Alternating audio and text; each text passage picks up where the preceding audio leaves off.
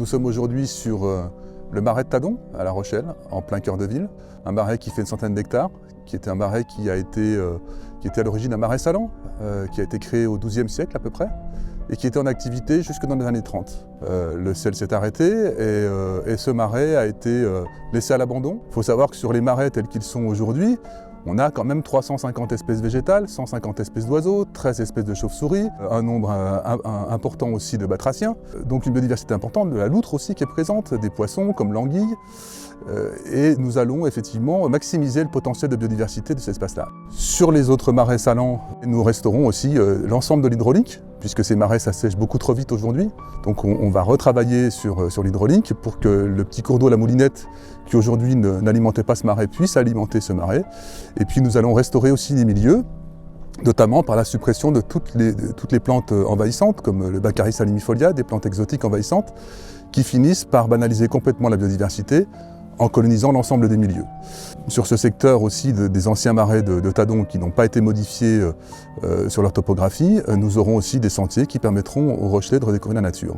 Et puis nous allons aussi faire des plantations de plantes aquatiques sur ce qu'on appelle les lacs de Villeneuve, qui sont également d'anciens marais salants de La Rochelle, qui ont été modifiés dans les années 70 pour devenir des bassins d'eau pluviale. Donc nous allons aussi sur ces bassins qui n'avaient pas de vocation écologique au départ, faire des travaux de terrassement pour adoucir les berges, les rendre plus aptes à accueillir de la végétation et de la faune.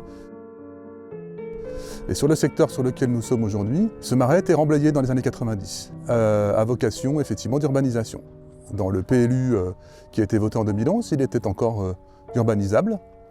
Et nous avons décidé de renaturer ce marais. Donc on enlève 150 000 m3 de remblais calcaires, qui sont réutilisés sur d'autres projets, notamment pour faire des digues du côté de la baie de l'Aiguillon. Et nous refaisons de la zone humide. Alors une partie de cette zone humide sera en eau douce, c'est ce qu'on a derrière nous. Donc on remodifie tout ça avec une création d'îlots qui seront très favorables à l'accueil d'oiseaux d'eau, comme les limicoles, les avocettes, les échasses blanches.